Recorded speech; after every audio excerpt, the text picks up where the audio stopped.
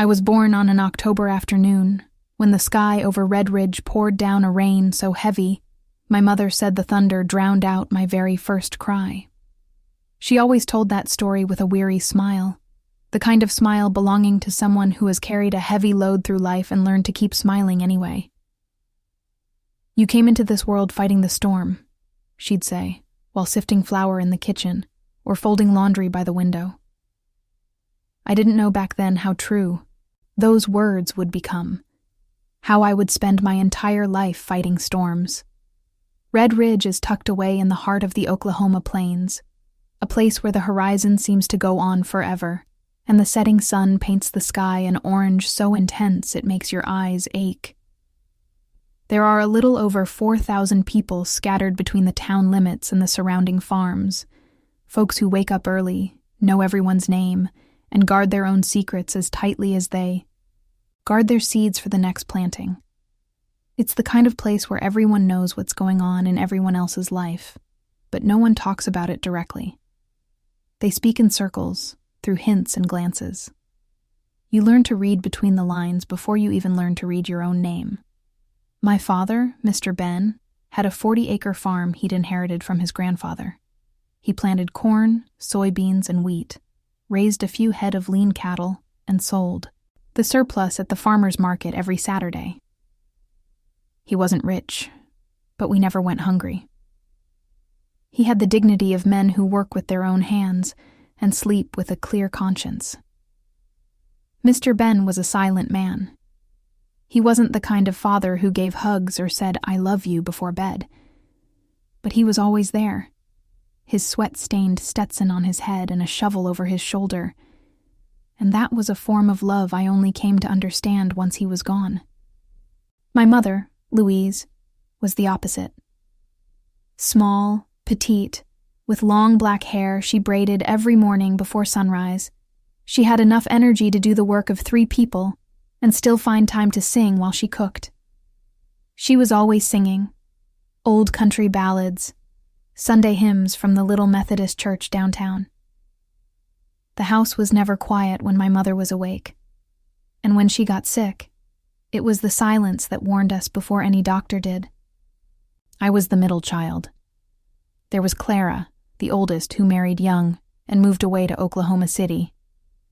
Then there was me, Rosaria, Rosie, as everyone called me. And then there was Danny, the baby of the family, my mother's favorite, the one who always got the biggest piece of fried chicken and the longest gaze in the family photos. I didn't hold a grudge over it. That's just how it is in rural families. The youngest always carries a bit of extra protection, as if the parents know their energy is fading and they need to concentrate what's left. I grew up knowing how to do everything. I knew how to milk a cow before I knew my multiplication tables.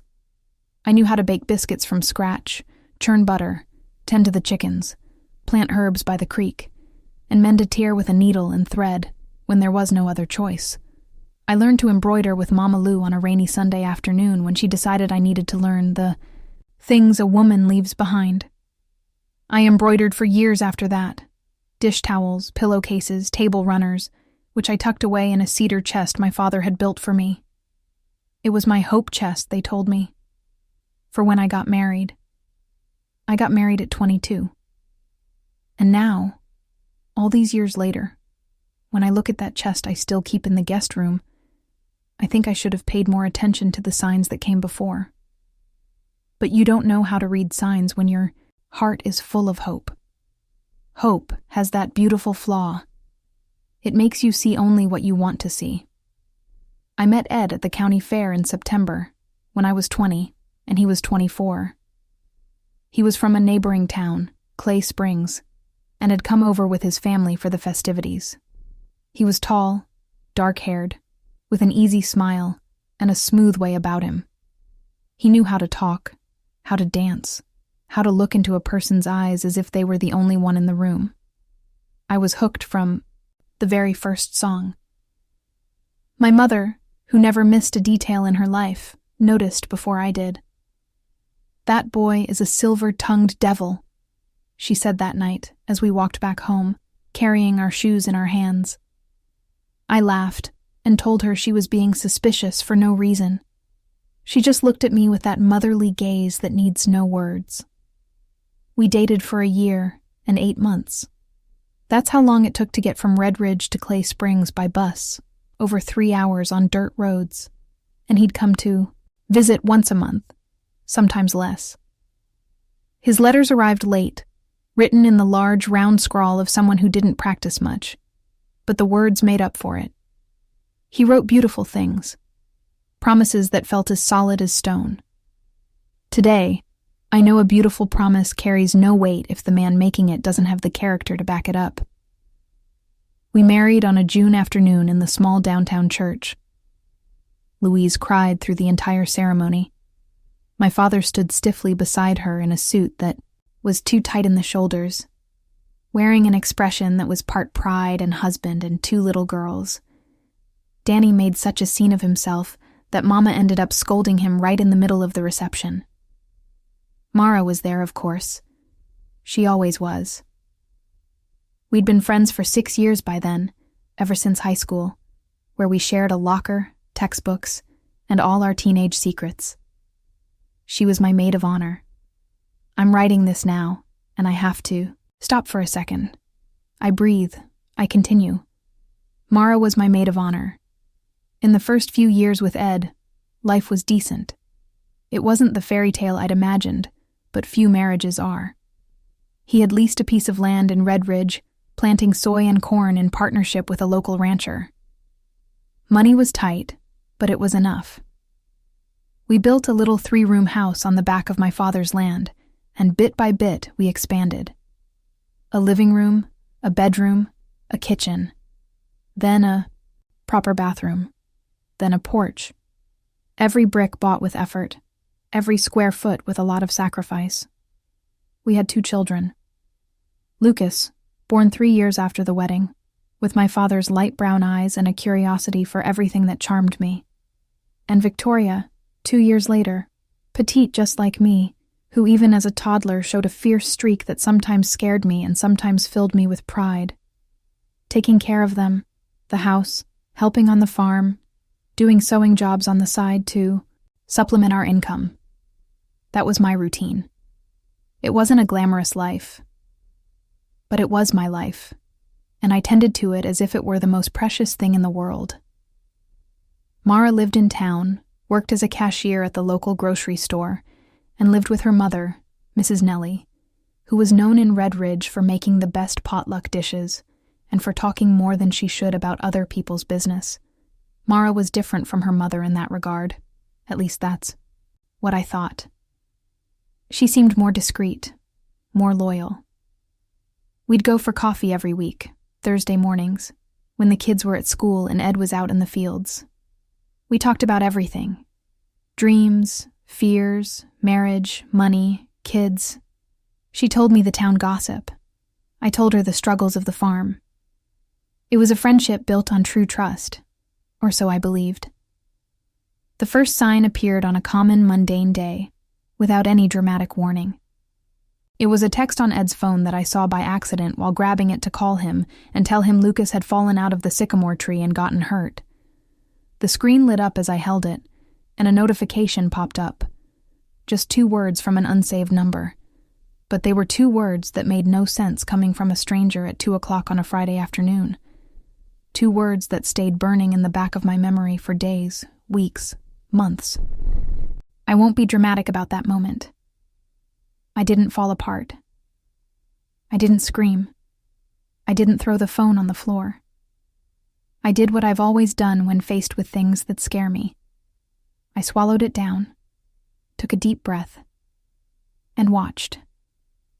Because I learned early on from Louise that some battles aren't won with noise. They are won with patience, with silence, with the wisdom of waiting for the right moment. And the right moment was coming. I didn't know everything yet. I didn't know who was on the other side of that number. I didn't know that the greatest betrayal wouldn't come from the man I slept beside every night, but from the woman I called my best friend. But the field was planted. And what is planted in the dark, sooner or later, comes to light. There's one thing people from the outside don't understand about living in the country. Silence is never empty. The silence of the plains is full of wind, whistling through the scrub oak, full of the morning dove's call at dusk, full of the distant hum of a neighbor's generator, full of a dog's bark when a stranger passes on the dirt road. You learn to hear the silence. You learn to distinguish what it's saying. And when something changes within that silence, when a new noise arises or a familiar sound disappears, you feel it before you understand it. That's how I started to feel that something was wrong in my marriage. It wasn't a movie scene. No lipstick on the collar, no smell of strange perfume. It was Ed's silence that changed texture. It began to be a different kind of silence than before. Not the weary silence of a man who worked all day in the fields and had no energy for talk. It was a busy silence. The silence of someone thinking about something else while they're with you. During dinner, he would look at his plate. Not at me, not at the kids, at his plate. When Lucas told him something about school, Ed would answer with a, "Is that so?" or "That's nice," without lifting his eyes. When Victoria spilled a glass of juice on the embroidered tablecloth I'd spent weeks making, he didn't even grumble. He just grabbed a rag and wiped it up with the expression of someone who was miles away. Before, any little thing the kids did would at least earn a scowl. Now, nothing. He was there in body, but his head was somewhere else. And I knew, with that silent certainty women develop after years of marriage, that this somewhere else had a face and a name. I just didn't know which one yet. I started paying attention in a different way. Not hysterically, digging through drawers or sniffing clothes. I did it more discreetly, more patiently, the way my father used to hunt armadillos. Quiet, making no noise, waiting for the creature to decide to come out of its hole on its own. I watched the clock. Eddie always came back from the fields before dark, 5:30, 6 o'clock at the latest. He started coming home at 7, 7:30, sometimes 8 at night, with a different explanation every time. A problem with the water pump, a meeting with his partner, a cow that broke through the fence. The explanations were plausible, each one on its own. Together, accumulated over weeks, they formed a pattern that didn't lie. His phone became his shadow. It used to sit on the table, or in his pants pocket tossed on a chair, or on top of the fridge while he showered. Now, it went into the bathroom with him. It sat face down on the table. He even kept it in his pocket while he slept. One night, at 2 a.m, I woke up to the phone screen lighting up the room and saw him sitting on the edge of the bed, typing. When he realized I was awake, he shut the screen immediately. "Couldn't sleep," he said. He laid back down with his back to me. I stared at the ceiling until the sun came up. I didn't say a word. Not yet. It was around that time that Mara started visiting less often. Our Thursday coffee dates became rare. One week it was a double shift at the grocery store. Another week it was a doctor's appointment for her mother. Another week her bike was in the shop. Her excuses were also plausible, each one on its own. And I, who was so busy monitoring Ed's absences, took longer than I should have to notice the pattern in hers. It was an April afternoon that changed everything. Not dramatically, not all at once. It was a single thread pulled gently that started to unravel the whole sweater. Lucas had forgotten his lunchbox at school and asked me to go get it. I hopped on my bike, the same black one with the front basket I use for everything in this life, and went to the elementary school at the edge of town. I got the lunchbox from Ms. Dalva, a kind, silver-haired woman who knows every child by name and temperament. On the way back, I took the street past the butcher shop because I needed to buy some bones for the evening stew. It was right there, on the corner of the butcher shop and the pharmacy, that I saw Ed's truck. The white Chevy Silverado we'd bought on a 48-month plan, with 18 payments still left to go. It was parked in the shade of a large elm tree outside the rusty spur, which was half empty at that time of day. I stopped my bike. My heart raced, but my feet stayed firm on the ground. I looked through the window from a distance without going in, and I saw Ed sitting at a back table, his back to the door, a beer in front of him. And on the other side of the table, facing me without seeing me, her curly hair pulled up in a high bun the way she always did when she wanted to look nice, was Mara. They weren't touching. There was nothing explicit I could point to. But there was something in the way she leaned forward, in the way his elbows were braced on the table, in the space between them that felt charged with an intimacy different from the intimacy of friends. It made me understand. Not everything at once, but enough. Enough for my stomach to sink, for my hands to go cold even with the April sun beating down. I went home without the bones. I made the soup with what I had. I didn't say a word at dinner. I cleaned the kitchen, bathed the kids, read a story to Victoria, and listened to Lucas talk about a friend who got a new video game. Ed came home at 7:40. Said he'd stayed late finishing some paperwork with his partner. I said okay, and served his dinner. My voice sounded the same as always. My hand didn't shake as I held the spoon. That night, after the kids were asleep and Ed was snoring with his back to me, I went out to the porch and sat in the rocking chair that used to be my mother's. I looked up at the starlit sky of the plains, a sky different from anywhere else in the world, so full of stars it looks like a lie. And I thought a lot. I didn't cry. It wasn't time to cry yet. It was time to understand.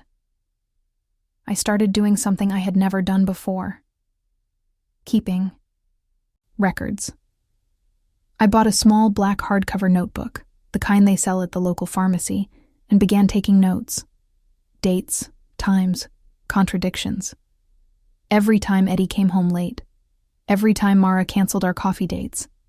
Every text message he received and quickly hid. Each detail seemed small on its own, but together, they were forming a picture that was becoming clearer by the day. It was quiet, methodical work, the kind you can only do when you transform pain into sheer determination. I also started listening differently to Mara whenever she stopped by. It was in those conversations that I realized what I had overlooked out of pure carelessness.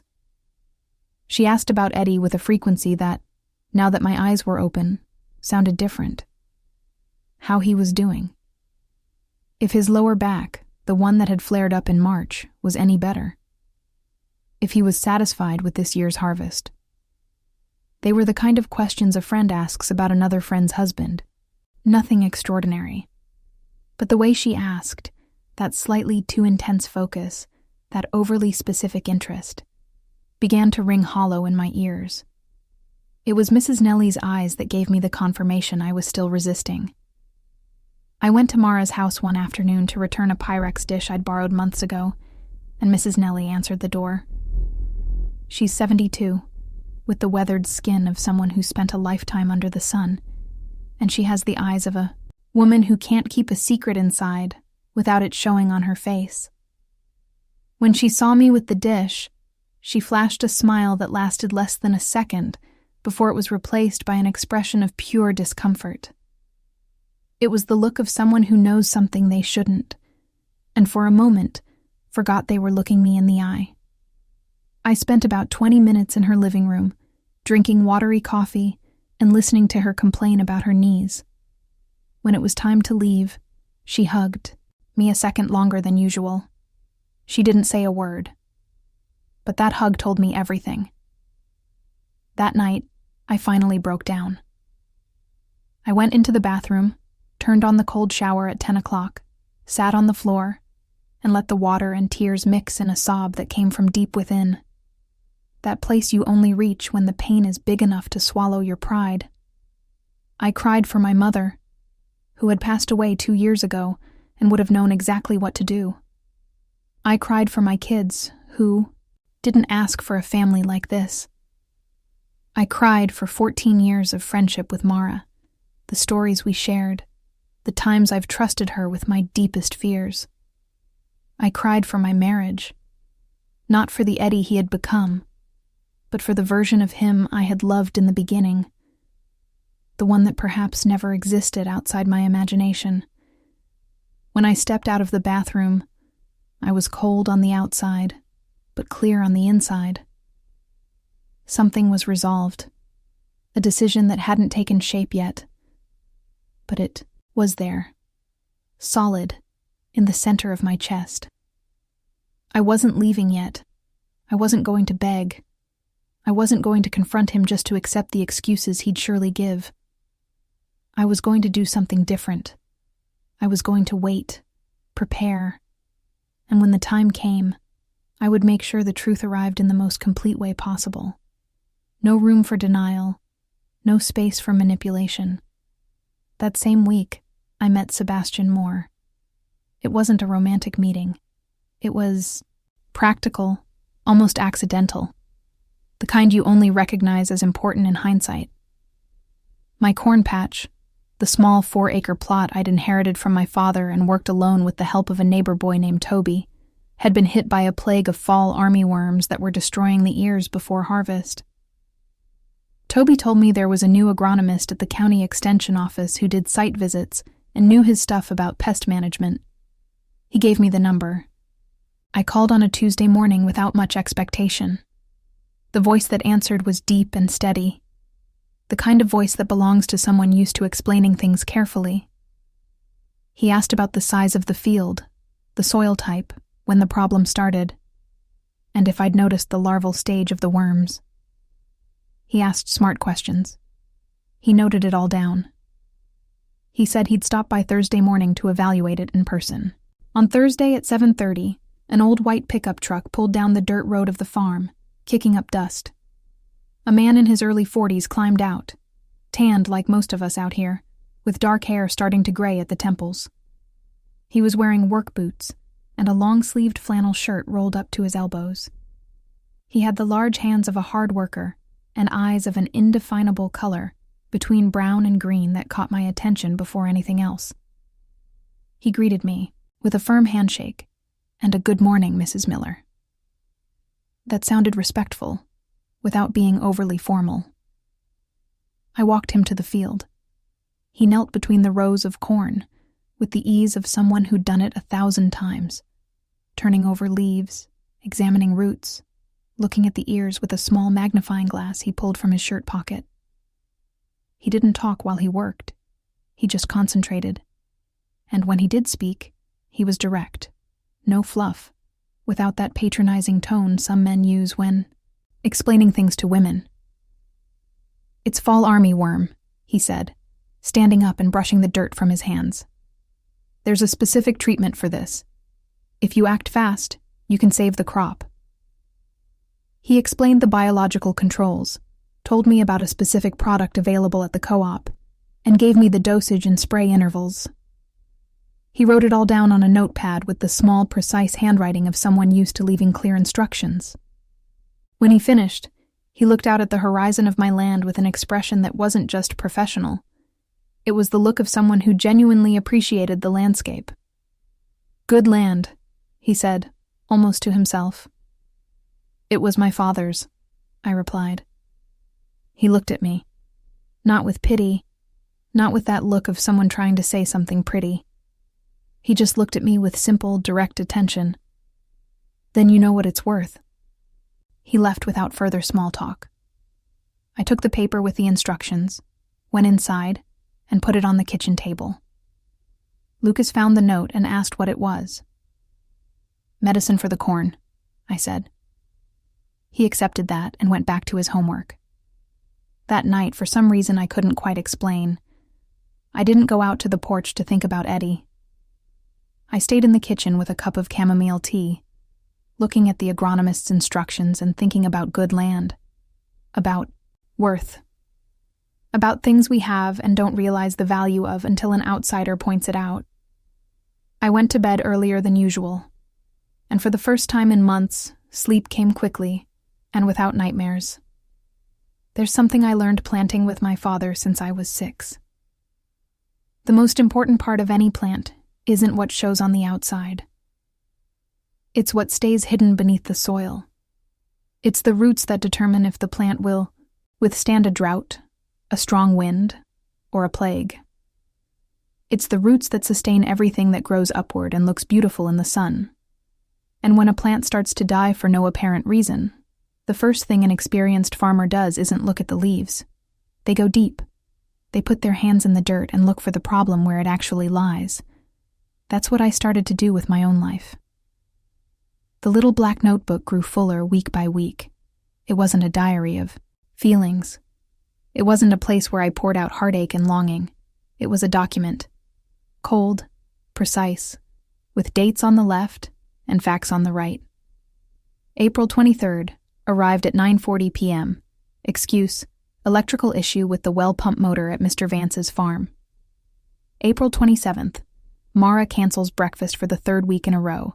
Alleged reason, extra shift at the mini-mart. May 2nd, message received at 11:42 p.m. Screen went black before I could read the full content. I copied what I could see. Stray words, fragments of notifications that appeared for a second before he deleted them. Alone. They meant nothing. Together, in that notebook, with the date and time, they began to tell a story. It was Toby who, without knowing it, gave me the first piece of concrete evidence. Toby is 18, the son of Mrs. Higgins from the neighboring farm, and he works for me a few times a week, helping out in exchange for pay that isn't much. But he takes it without complaint, because he's a good-hearted kid and needs to help out at home. One morning, while we were weeding near the pond, he started talking in that casual way young people have of dropping information without realizing its weight. "Saw Mr. Miller down at Barney's pub Saturday night," he said, yanking a stubborn weed with both hands. "Passed by on my bike." "Oh, yeah," I said, keeping the rhythm of my hoe. "He was with a woman with curly hair. Pretty." A pause. "Wasn't you, though." He said it without any malice, with the direct innocence of someone who hasn't yet learned that some information carries a heavy price. He looked at me for a second, maybe waiting for a reaction, and when none came, he went back to weeding as if he'd said nothing at all. I kept hoeing, too. But something inside me recorded that with the precision of a camera. I logged the date, the time, the place. That night, I opened the black notebook. I knew I needed more than just notes. I needed something concrete, irrefutable, the kind of proof that leaves no room for the classic cheater's response. "You're imagining things." But I also knew I couldn't just act on impulse. My situation was delicate. We had 2 kids. We had a house built on my father's land, which created a complicated legal situation I didn't quite understand yet. We had shared debts, the car payments, a small tab, at the local general store. I didn't have a steady income. I relied on the sewing commissions I took and the corn plot, which didn't bring in much. If I confronted Eddie then, without a plan, without protection, I'd be at a disadvantage. He could deny it all. He could pressure me. He could use the kids as bargaining chips. I know how this story goes. Every woman in a small town knows this story, because she's seen it happen to a neighbor, a cousin, a high school friend who married, young and then didn't know where to go when the marriage tanked. It wasn't going to be me. It was Claire, my older sister in Indianapolis, who gave me the first piece of practical advice. I called her one afternoon when Eddie had left early for the fields and the kids were still asleep. I spoke in a low voice, sitting in the corner of the bedroom with the door locked, and told her everything I knew so far. Claire listened without interrupting, which was unusual for her. She usually has a comment for everything. When I finished, there was silence for a few seconds. "Rose," she said finally, in that firm voice she inherited straight from our mother, "you need to talk to a lawyer before you do anything." "Lawyers cost money, Claire," I replied. "There's legal aid. It's for people in your shoes. You go there, explain the situation, and they'll guide you." A pause. And you start keeping records of, everything. Bank accounts, land deeds, the car title, anything in both your names or just his. You hear me? I heard her. Claire has a pragmatism that is sometimes harsh but always useful. She'd gone through a messy divorce years before her current marriage, and knew in practice what I only understood in theory. The following week, I went to the legal aid office in the next town over, Oak Creek. I took the bus, alone, saying I was going to handle some paperwork for the farm. A young lawyer with straight, pulled-back hair and round glasses met me in a small office with a noisy fan in the corner. She listened to everything I said, asked specific questions about our marriage license, our assets, the kids, and the land. "The farm was your father's?" she asked. "Yes. He left it to me and my siblings. The house we built is on that property." She made a note. "That's important. Inherited land, generally, isn't considered marital property, but we need to check how it's titled." I went home with a head full of new information and a list of documents to gather. I started that same afternoon. I opened the dresser drawer where Eddie kept the important papers. He never locked it because he never imagined I'd go looking. I took pictures of everything with my phone: the car title, the lease agreement for the land he was farming, a bank statement that had come in the mail and he'd forgotten between some folded shirts. I photographed it all, sent the images to Claire's email to save in a cloud folder, then deleted the photos from my phone. It was during this silent sweep of the papers that I found something I wasn't looking for. At the bottom of the drawer, tucked under a green folder with tractor manuals, there was a manila envelope, one of those old, thick, yellowed ones, with my father's name handwritten on the front. The handwriting was old-fashioned, slanted to the right, the way my father's generation used to write. The envelope was closed, but the glue had dried out over the years, and the flap lifted easily. I stared at it for a long time.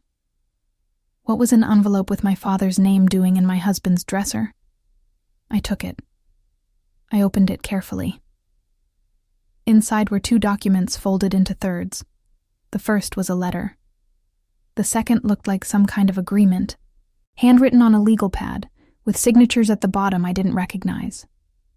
I read the letter first. It was addressed to my father, Ben Miller, and signed by someone named Arthur Vance. The name didn't ring a bell.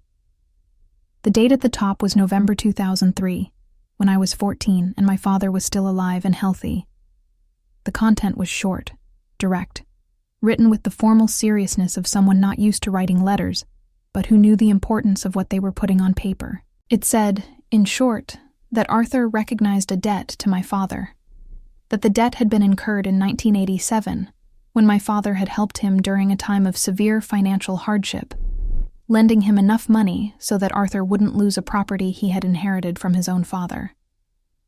It said my father had refused any interest payments and accepted only Arthur's word as collateral, and it said that Arthur had never forgotten it, and that, as a way to honor a debt of gratitude that money couldn't settle, he was recording in the attached agreement a promise. Upon his death, the property my father had helped save would pass to the Alves family. I had to read it twice to process it. I looked over the agreement. It was rudimentary, handwritten, no lawyers involved, no formal deed. But it had dates, full names, a legal description of the property, 2 social security numbers, and 2 notarized signatures, which gave it at least some legal weight, though at that moment I couldn't quite measure how much. The property described was a 50-acre farm in the area of Deep Creek, about 12 miles from Marshfield. It was a place I had never heard my father mention. A promise made decades ago by a man named Adelino Vance, whom I had never laid eyes on in my life. I stayed on my knees on the bedroom floor for God knows how long, clutching those 2 yellowed pages as if they were something alive. My head was spinning. My father had died without ever telling me this. Or maybe he had tried, and time simply ran out. He had passed away suddenly. A massive heart attack on a Monday morning. No goodbyes, no formal will, no time to tie up loose ends. My mother had followed him 2 years later, more out of a broken heart than any actual illness, as the doctor put it in kinder, more technical terms. And how did this envelope end up in Ed's hands? That question kept hammering inside my skull as I refolded the documents, slid them back into the envelope, and took photos of both sides with my phone, before returning it exactly where I found it. I photographed the letter, the agreement, the signatures, and the notary's seal. I sent everything to Cleo. Then I went to the kitchen sink, turned on the tap, and splashed my face with cold water. I looked at my reflection in that small plastic-framed mirror that had been hanging above the sink since we moved into this house. A 32-year-old woman. Black hair with a few premature silver strands I hadn't yet decided whether to hide or embrace. Dark circles that told the story of every sleepless night over the last few months. But my expression wasn't one of despair. It was the look of someone who had just discovered the hole was much deeper than she imagined, but who had also just been handed a new tool to dig with. Because now, there were 2 stories. Ed's betrayal with Mara, which I was already documenting, and this mysterious envelope, this old promise to my father, this piece of land in Deep Creek I'd never seen. 2 stories that I didn't yet know were connected, but together, they told me there was much more happening beneath the surface than I had ever suspected. That week, I applied the treatment Sebastian had recommended to the cornfield. I went out alone, in the pre-dawn hours when it was coolest, with the backpack sprayer on my shoulders and a headlamp strapped to my forehead. I walked through each row carefully, soaking every leaf whirl.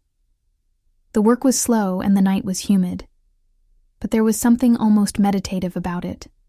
The rhythm of my boots on the damp earth, the sharp smell of the pesticide mixing with the scent of soil, the stars above the corn silk forming a makeshift ceiling. When I finished, it was nearly 4 a.m. I sat on a rock by the pond and watched the horizon begin to brighten into distant shades of purple and orange. I thought about the envelope. I thought about Adelino Vance. I thought about why that document was in my husband's drawer and not in my brother's hands where it belonged. I thought about Cleo, who had called me back after seeing the photos, her voice tight as she said we needed to talk urgently. I thought about my father, about that long silence he always carried, about the life stories he never told because he thought there would be time. There wasn't. But I was here. And as long as I was, there was still time to understand, to act, to protect what was mine and what had been his. 3 days later, Sebastian Miller came back to the farm to follow up on the application. He arrived early, just like the first time, in the same beat-up truck and the same rubber boots. We walked out to the field together, and he examined the plants with the same quiet focus as before. "It worked well," he said, standing up and brushing the dust from his hands. "You applied it just right." I followed the instructions. He looked at me with a slight smile, not one of superiority, but of someone satisfied when things work as they should. Not everyone follows instructions that carefully. We stood in silence for a moment, looking at the green corn stretching in orderly rows as far as the eye could see. "Did your father plant this field?" he asked. "Since before I was born. You're carrying on his work." It wasn't a question. It was an observation, spoken with a directness that lacked any flattery. "I'm trying," I replied. He nodded. He spent a few more minutes taking notes in his ledger, gave me instructions for the next 2 weeks, and prepared to leave. Before getting into his truck, he turned back to me. "If any other trouble comes up, give me a call.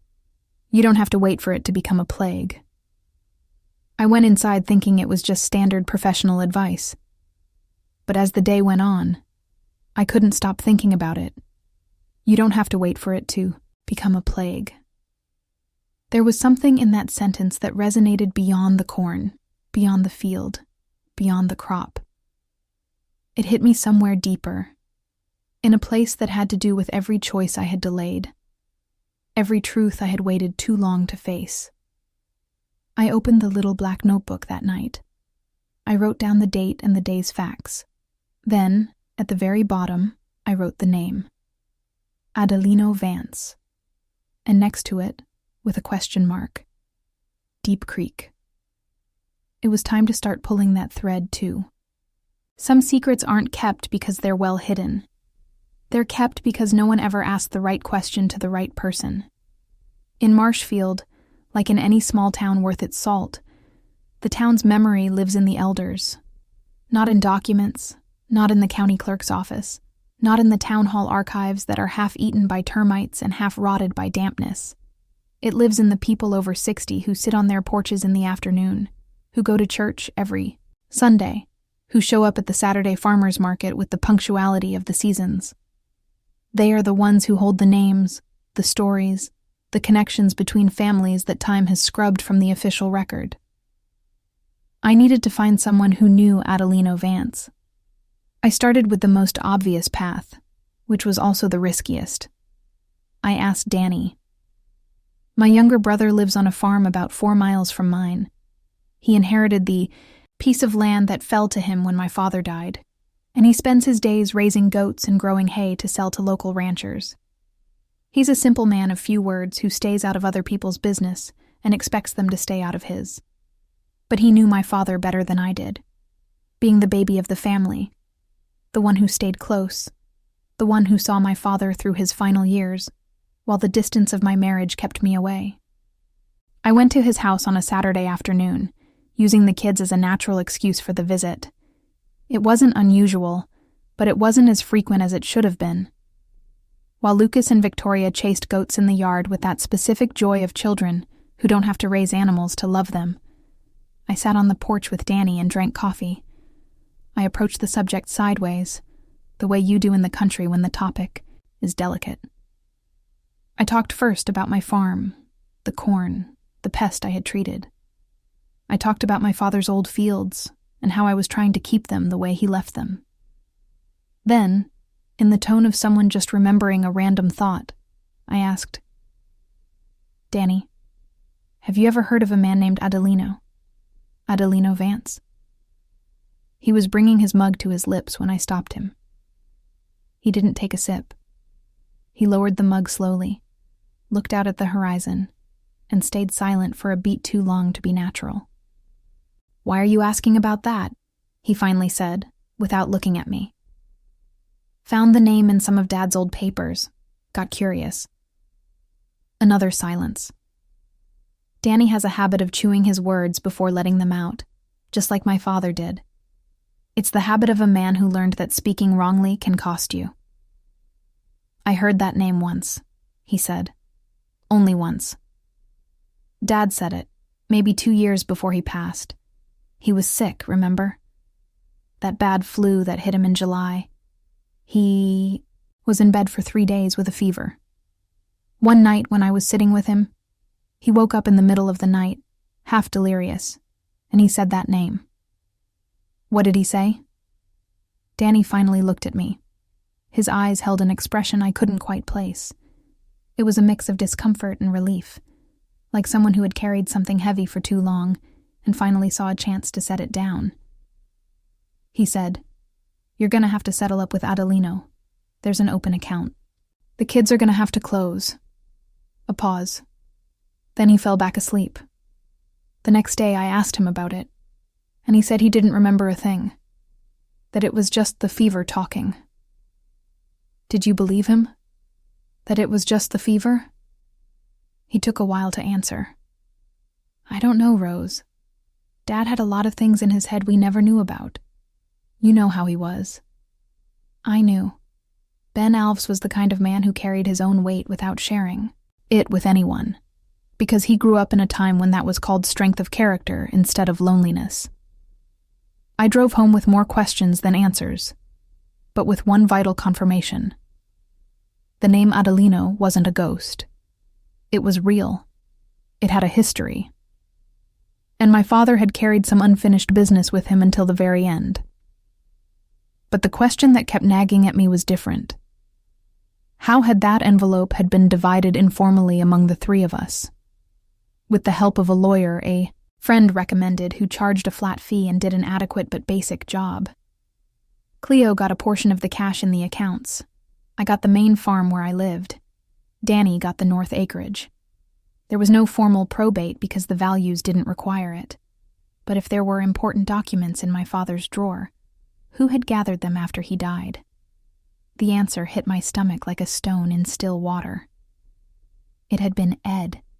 He was the one who had organized the things in my father's room after the funeral, because I was in shock.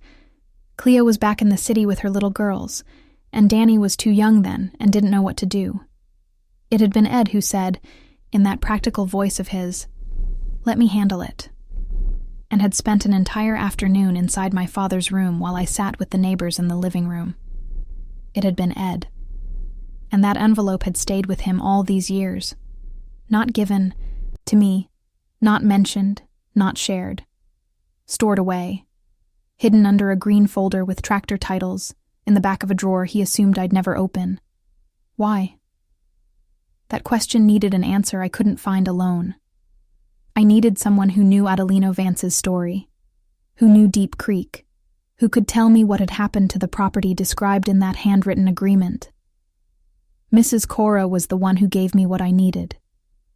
Mrs. Cora is 81 years old. She lives in a small, blue-painted cottage on the edge of the road leading to Deep Creek. She's known across the county as the living memory of Marshfield. She'd been a midwife, a folk healer, the woman families called when there was a problem that had no medical or legal solution, but needed someone with enough life experience to find a path through. My mother respected her deeply and used to visit her for tea and talk, and I had gone along a few times as a girl. I hadn't seen her in years. I went to her on a Wednesday morning, bringing a tin of homemade shortbread cookies, the kind of gift that needs no explanation and opens any door in the country. She received me in her small, dim living room, sitting in a rocking chair identical to the one my mother had owned, a rosary in her hand that she continued to pray over for a few more minutes before giving me her full attention. When she stopped, she looked at me with those small, sharp eyes that see much further than physical sight. "Rose, Benjamin's girl," she said, with a smile that showed dentures that definitely weren't original. "You look like you've come to ask something serious." There was no use beating around the bush with Mrs. Cora. She cut through the noise before you even started. "I came to ask about a man named Adelino Vance," I said directly.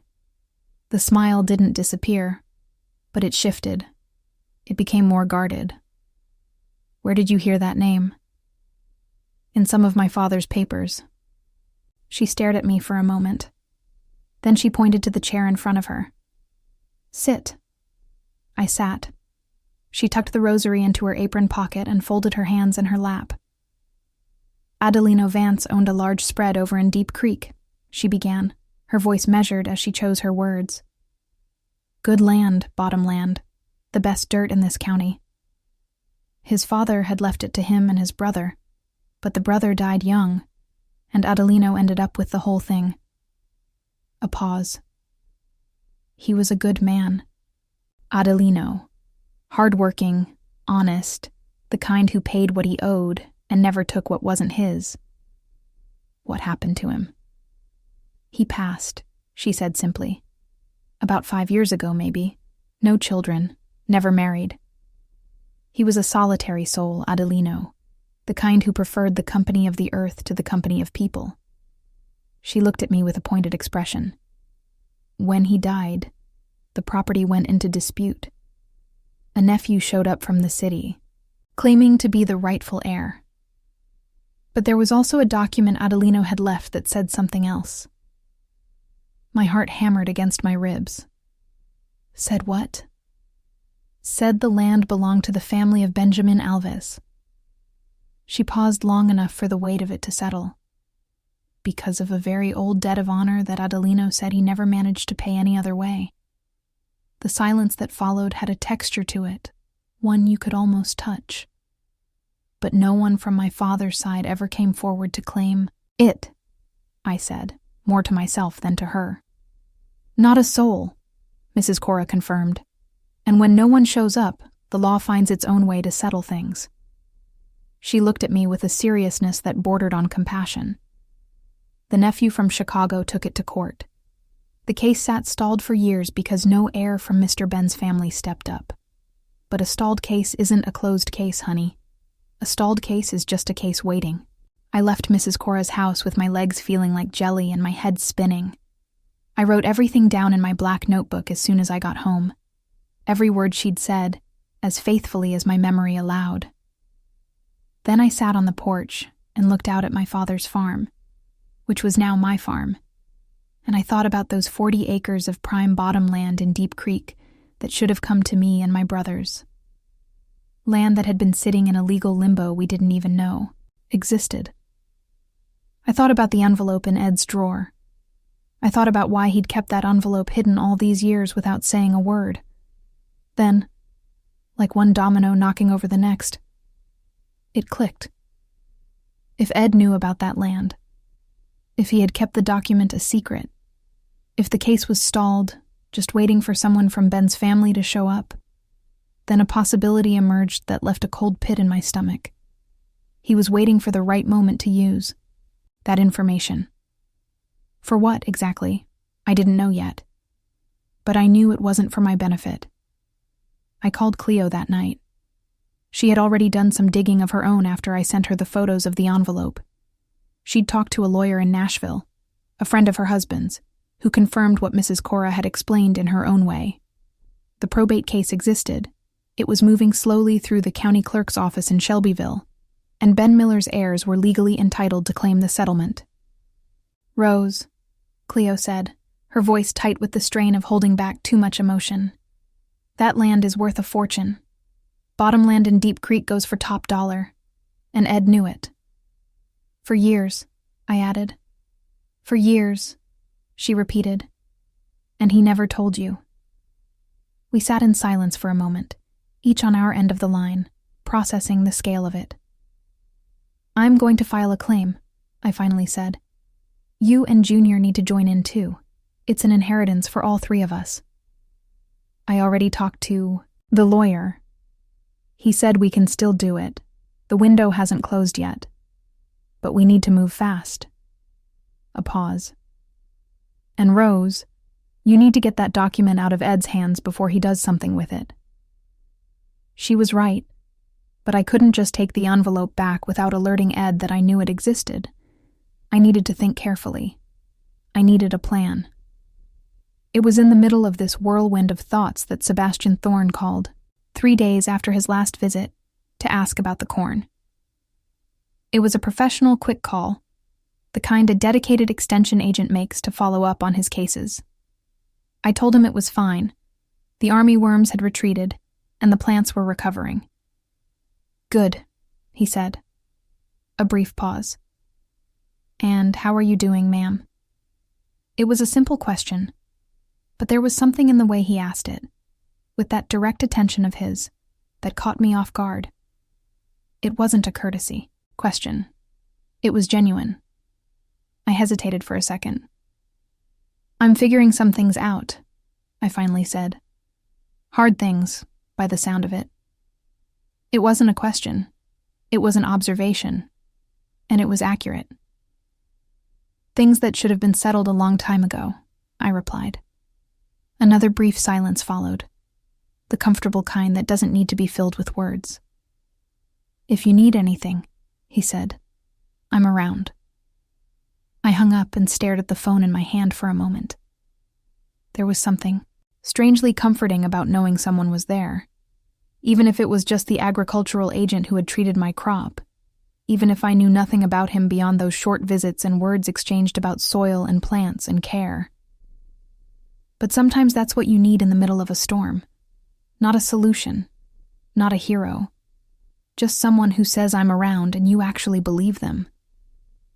That night, after the kids were asleep and Ed stayed up late in the bedroom, scrolling through his phone, I went out to the porch with my black notebook and summarized everything I knew so far. The affair with Mara, evidence being gathered.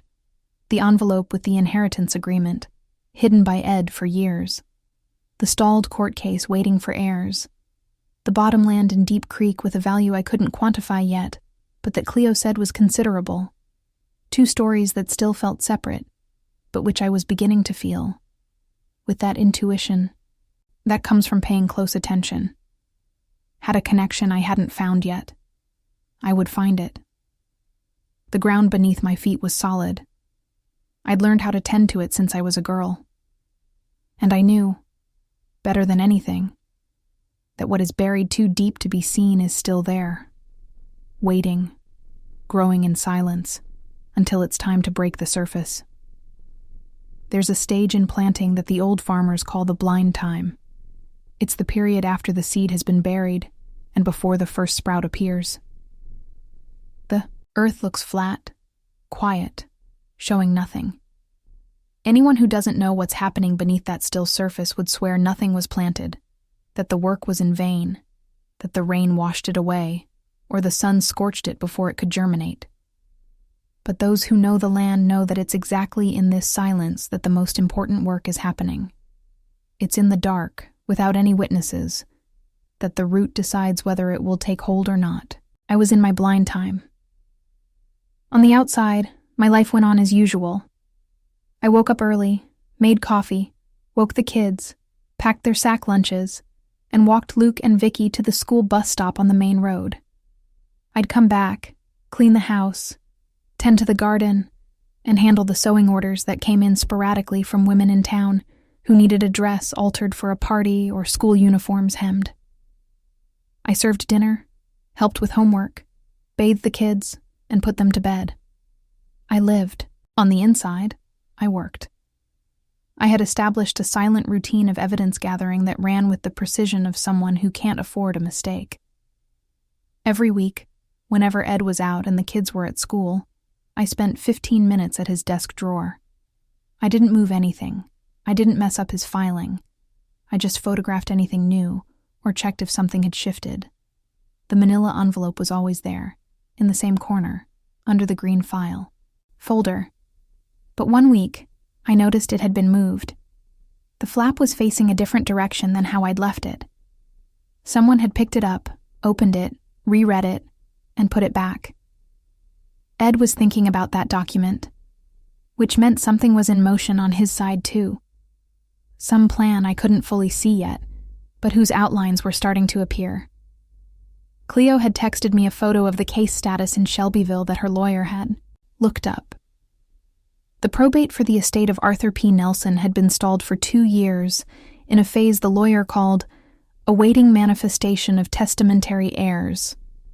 The nephew from Chicago had contested the handwritten agreement, claiming it lacked sufficient legal validity. The judge had ruled that the heirs named in the document had to come forward within 180 days, a deadline that had been extended once and now had a little over 3 months left to run. 3 months.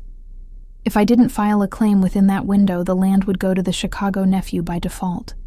And that land, which Mrs. Cora said was rich and valuable, that land my father had helped save decades ago, and that Arthur had promised back to his family, would vanish forever from our reach. Ed knew about this deadline. He had the document.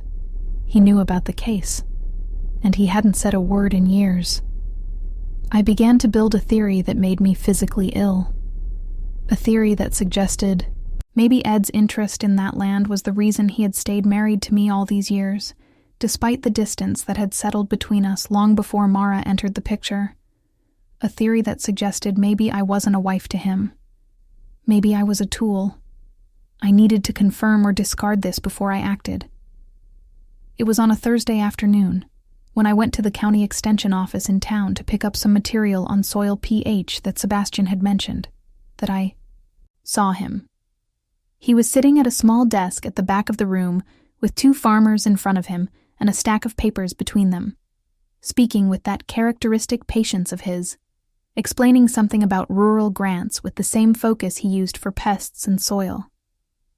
When he saw me walk in, he gave a slight nod of recognition. I dealt with the clerk at the front, got my brochures, and was leaving when he called out to me, "Mrs. Miller." I stopped, He had finished with the farmers and was standing by his office door, holding a mug of coffee. "Do you have a minute? I wanted to mention something about your crop." I went in. The office was small, with 2 chairs, a desk covered in files, and soil maps taped to the wall with yellowing Scotch tape. A desk fan whirred slowly with a rhythmic hum. It was the office of someone who actually worked. No fluff, no nonsense. He told me about a state program for family farms that was open for applications. It could give me access to better seeds and free technical assistance for 2 years. He gave me a flyer, explained the required paperwork. It was exactly what I needed, and didn't know existed. But that wasn't all he wanted to say. I could tell because there was a pause after the program details. A pause where he held his mug with both hands and looked at it for a second before speaking again. "Are you all right?" he asked. The same question from the call, but now face to face, those hazel eyes looking directly at me. "You asked me that already," I said. "I did." He didn't look away. "And is the answer today the same as before?" I stayed silent for a moment. There was something disarming about his directness. It wasn't intrusive or invasive. It was the kind of attention that doesn't demand an answer but leaves room for it if you want to give one. "I'm dealing with some things," I finally said. "Family things. They'll get settled." He nodded slowly. Small-town families usually have a lot of things tucked away that take time to unpack. "Are you from around here?" "Rockcastle County originally," he said. "Moved here 3 years ago when the position at the extension office opened up." A pause. "I don't have family here. Just the land and the work." There was something in that sentence that lingered after he said it. It wasn't a complaint. It was just a description, spoken with the same neutrality he used to describe soil types. But I heard what was beneath the words. There was a loneliness there that he carried with the same discretion he carried everything else. "Do you have family back in Rockcastle?" I asked, surprised at myself for asking. It wasn't like me to ask personal questions of people I barely knew. Something crossed his face, quick and controlled. "I did," he said. "My wife passed 4 years ago. Cancer." A brief pause. "We didn't have kids." "I'm so sorry." He nodded, not with the awkwardness of someone wanting to change the subject, but with the calm of someone who has made peace with the pain. Not because it went away, but because he'd learned to carry it. "Life goes on," he said. "That's what the land teaches you. A drought isn't the end, it's just a season." I looked at him for a second longer than I intended. There was a wholeness to that man I couldn't quite name, a quiet solidity that didn't need noise to make itself felt. It was different from anything I'd encountered in recent years, accustomed as I was to Ed's disguised restlessness, to Mara's performative energy, to an internal world that always felt like it was on the verge of exploding in ways I couldn't predict. Sebastian was quiet in a different way. Quiet like the earth is before it rains, full on the inside. I stood up, thanked him for the flyer and the coffee, half of which I'd drank without realizing. At the door, I turned. "Thank you," I said, "for the program and for asking." The corners of his mouth turned up slightly, not quite a full smile, but a confirmation that he understood what I meant. "Any time," he said. I went home with the flyer in my purse and a different weight in my chest. Not the weight from before, made of bitterness and tension. It was a lighter weight, almost the opposite of weight, more like that feeling after you finally drink water when you've been thirsty for too long. I didn't let it mean more than it was. I had too much to handle. There was no room in my head, or my heart, for anything beyond what was right in front of me. But I tucked that conversation away in a careful place in my memory, the way you save things you don't understand yet, but feel are important. That week, 2 things happened that changed the rhythm of everything. The first was Ed coming home on a Thursday night with an expression I hadn't seen before. It wasn't the usual distracted, absent look. It was tense, the look of a man who is calculating. He ate in silence, answered the kids in monosyllables, and after dinner, instead of going to the bedroom to scroll through his phone, he went to the living room and sat staring at the TV while it was turned off for nearly half an hour. I watched him from the kitchen while I washed the dishes. Something had happened. Something that was making him think in a different way than usual. Later, when the kids were already asleep, he came into the kitchen where I was Rose, he said, his voice attempting a casualness it couldn't quite carry. Do you have any of your father's old papers? Land deeds? Things like that? I kept ironing, not sparing him a glance. I have the deeds to the farm right here, same as always. Why? No. I mean for other lands. I don't know. Maybe a title to some property he might have mentioned. I looked up at him then. I gave him the look of a woman who was genuinely puzzled by the question, and nothing more. Other lands? My father didn't have other lands, Eddie. He had this farm, which is mine now. Why are you asking? He looked away. It's nothing. Someone mentioned something in town, made me wonder. Who said what? It's nothing, forget it. He went back to the bedroom. I kept ironing, but my mind was racing. He'd asked. That meant he was in a hurry, that something had shifted in his timeline. Perhaps the pressure of the legal process was weighing on him in a way I didn't fully grasp yet. The second thing that happened that week was Maya appearing at my door on Saturday morning, unannounced, wearing a smile she'd rehearsed before arriving, one that didn't reach her eyes. It had been 3 weeks since we'd seen each other. She walked in, sat in the kitchen chair where she always sat, and accepted the coffee I poured out of habit. 14 years of friendship create reflexes that the body performs before the mind can intervene. She chatted about trivial things, the local grocery store, her mother, a show she was watching on Netflix. And I sat across from her, sipping my coffee, nodding at the right moments, being the Rosie she expected to find. But this time, I watched her differently. I watched her hands, fidgeting with her mug in a slightly restless way. I watched her eyes, which held a look of appraisal. She was measuring something, checking, seeing if I knew, if I suspected, if I had changed. I gave her nothing. I remained the same Rose. Before leaving, she said, almost in passing, like a stray thought, "Is Eddie doing okay? I haven't seen him in a while." It was the first time in all these months she had breathed his name in my presence. Until then, she had avoided it with a care I had noted but never mentioned. "He's fine," I replied, busy with the crops. She nodded and left. I stared at the closed door for a moment, feeling that familiar knot in my stomach tighten. She was nervous. They were both nervous. Something had changed. On their end. Some pressure had mounted, causing them both to make small mistakes. Eddie asking clumsily about the deeds. Maya showing up out of the blue to check my temperature. They knew something I didn't yet. Or they suspected something I hadn't shown. Either way, time was running out for everyone. That same week, I made a decision I had postponed for fear of mistiming it. I called Chloe and told her we were ready to move forward with the claim.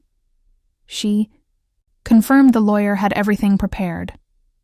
The next day, I took the bus to Lincoln, the county seat, carrying the documents I'd gathered and the photos from the envelope. I formally filed as an heir to Benjamin Sullivan in the probate case of Addison Miller's estate. Chloe did the same from Nashville via power of attorney. Uncle Joe went with me to the clerk's office the following week. The case had roared back to life. And eventually, when the system updated and the parties were notified, someone would find out. When I returned from Lincoln that day, I stepped off the bus at the main stop in Clear Creek, with the filing receipt tucked in my purse. I was hungry. I'd missed lunch, I stopped at Faye's Diner on the corner and ordered a sweet tea and a grilled cheese. I sat at a corner table. 2 minutes later, Sebastian Archer walked in for a glass of water. He saw me and approached with that steady, quiet gait of his. "May I?" he asked, gesturing to the chair across from me. "Please?" He ordered a drink too, and we sat in a comfortable silence for a moment, watching the busy Saturday street as the local farmers' market stalls were being packed up and kids ran between the legs of adults. "You went to the next town over today," he said. It wasn't intrusive. It was just an observation.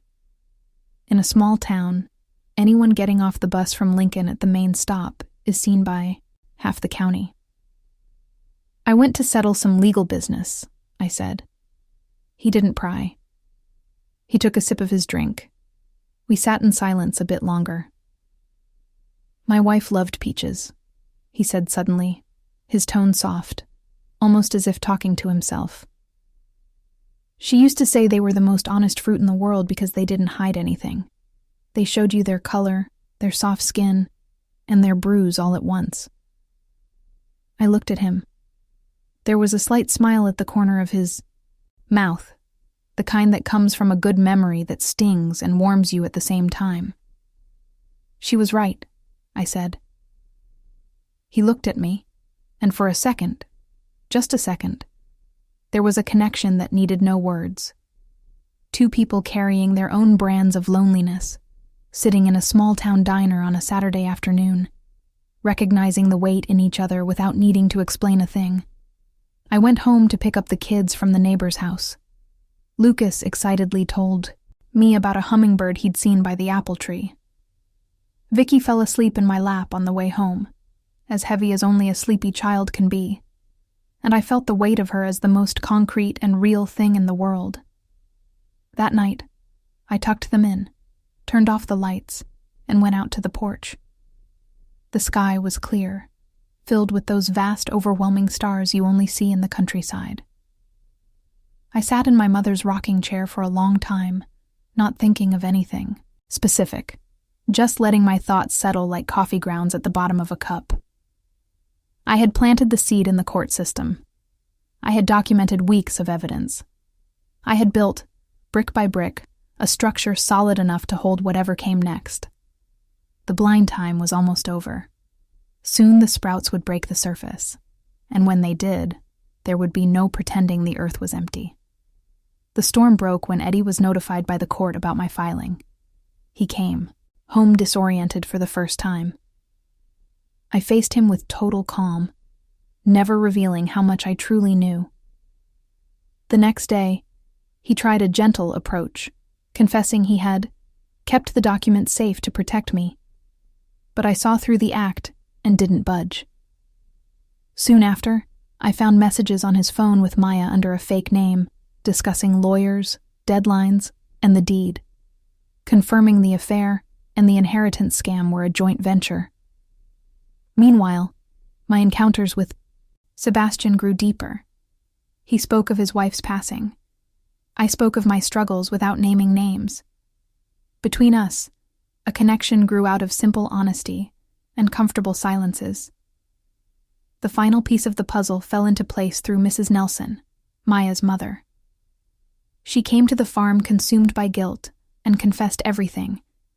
The affair had been going on for 2 years, not 1, and it was Maya who had found the copy of the deed 3 years prior, realized the land's value, and helped Eddie hatch the plan to keep me in the dark. Mrs. Nelson couldn't carry the weight of the secret anymore. With the full picture clear, I acted. I moved the resources, sent copies of everything to Chloe for safekeeping, and filed the door with that "I'm here to destroy you" smile, ready to confess the affair just to watch me crumble. She found a woman who laid months of organized evidence on the table and said simply, "I know, and I've already handled it." Maya's smile vanished, never to return. The aftermath settled with a quiet dignity. Eddie moved out without a scene, realizing too late he had underestimated the woman he'd lived with for years. I spoke to my children with honesty and tenderness. I cried with Vicky, and saw in Lucas a mirror of my own way of facing the world. The inheritance was settled. The Miller estate backed down in the face of the evidence, and the land at Stony Creek was recognized as my father's legacy, passing officially to his 3 children. I stood in the middle of that field and wept, falling to my knees for the father who never knew his promise had finally been kept. With the dust settled, things with Sebastian took a small, honest step forward. He asked if I'd like to have dinner with him sometime. No rush, no pressure. I said I'd like that. The story ends with the 3 of us, me, Lucas, and Vicky, lying out on the grass, looking up at the star-filled sky. Vicky pointed to a star and named it Grandma Lucille, and I smiled a smile that for the first time in a very long time belonged entirely to me.